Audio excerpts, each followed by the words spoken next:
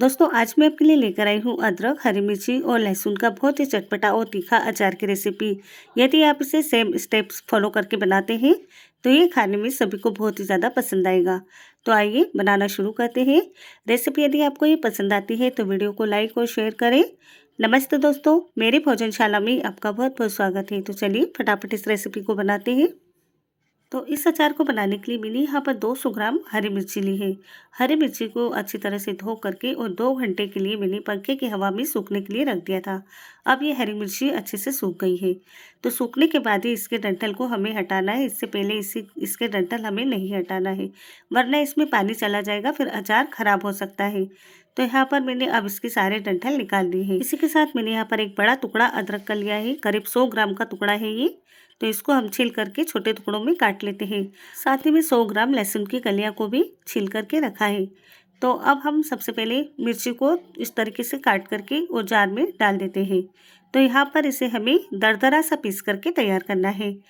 और यदि आप मिर्ची को काट करके अचार बनाना चाहते हैं तो आप उस तरह से भी इस अचार को बना सकते हैं। ये देखिए, मैंने यहाँ पर इसे इस तरह से पीस करके तैयार कर लिया है।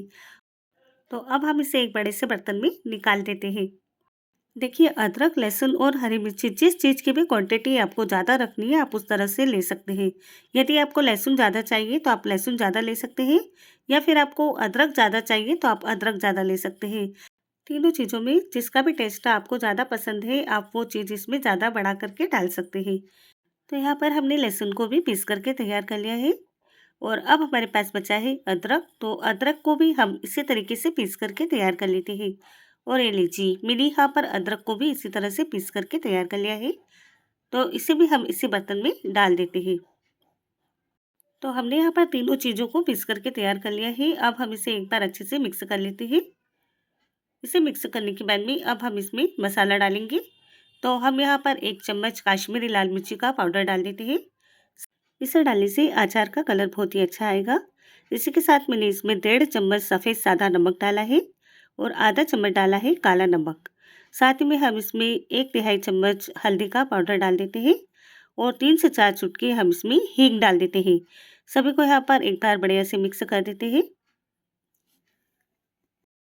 तो सारी चीज़ें यहाँ पर अच्छे से मिक्स हो गई। तो अब हम चलते हैं गैस की तरफ। मैंने यहाँ पर गैस चालू करके कढ़ाई रख दी है। इस कढ़ाई में हमने डाला है 1 चम्मच मेथी दाना, 1 चम्मच डाला है खड़ा धनिया, साथ ही में हमने इसमें 2 चम्मच सौंफ डाली है और 1 चम्मच हमने डाला है राई की दाल। और यदि आपके पास राई की दाल नहीं है तो जो हम सब्जी बनाने में राई का इस्तेमाल करते हैं वो यहाँ पर आप 1 चम्मच ले सकते हैं। अब हम गैस को धीमा रखते हुए इसे 1 से 2 मिनट चलाते हुए भून लेते हैं, ताकि मसाले में नमी होगी तो वो नमी खत्म हो जाएगी। तो यहाँ पर हमारे 2 मिनट हो चुके हैं और ये सारे मसाले अच्छे से भून चुके हैं। तो अब हमने इसमें जो ये मिर्ची डाली है इन मिर्चियों को हम निकाल देते हैं और मसाले को हम थोड़ा सा ठंडा हो जाने देते हैं। जब मसाला थोड़ा ठंडा हो जाएगा तब हम इसे मिक्सी के जार में डाल करके दरदरा सा पीस करके तैयार करेंगे। तब तक के हम यहाँ पर अचार में डालने के लिए तेल को गर्म कर लेते हैं। तो देखिए, मैं यहाँ पर अचार में डालने के लिए सरसों के तेल का इस्तेमाल कर रही हूँ। मैंने यहाँ पर आधा कप सरसों का तेल लिया है। आप सरसों के तेल की जगह यहाँ पर मूंगफली के तेल का भी इस्तेमाल कर सकते हैं। इसी के साथ मैंने इसमें डाला है 7 से 8 लौंग और 7 से 8 इसमें मैंने काली मिर्ची डाली है। लौंग, काली मिर्ची को यदि हम तेल में इस तरीके से डाल करके गर्म कर लेते हैं तो अचार खाने में बहुत ही ज़्यादा टेस्टी लगता है। तो अब हमने यहाँ पर इसे धुआं उठने तक गर्म कर लिया है। तो अब हम गैस को बंद कर देते हैं और इसे हम थोड़ा सा ठंडा हो जाने देते हैं। जब तक कि हमारा ये मसाला भी ठंडा हो गया है तो इसे हम यहाँ पर मिक्सी के जार में डाल करके दरदरा सा पीस करके तैयार कर लेते हैं।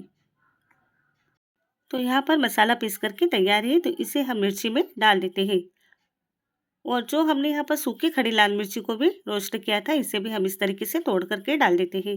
आप एक बार इस अचार को इस तरह से बना करके देखिएगा, ये खाने में बहुत ही ज़्यादा टेस्टी बना है। तो यहाँ पर मैंने सारी जो सूखी मिर्ची थी उसे तोड़ करके डाल दिया है और अब हम इसे यहाँ पर एक बार बढ़िया से मिक्स कर लेते हैं।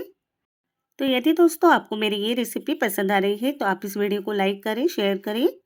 और इतनी देर में हमारा तेल भी ठंडा हो गया है तो इसे भी हम इसमें डाल देते हैं।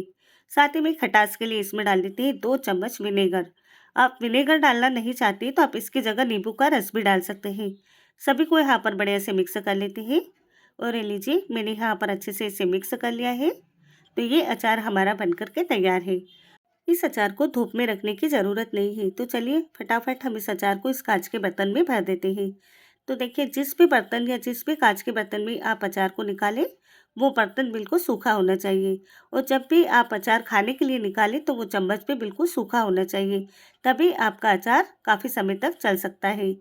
तो आप भी एक बार अदरक, लहसुन, हरी मिर्ची का इस तरीके से अचार बना कर के देखिए, ये सभी को बहुत पसंद आएगा।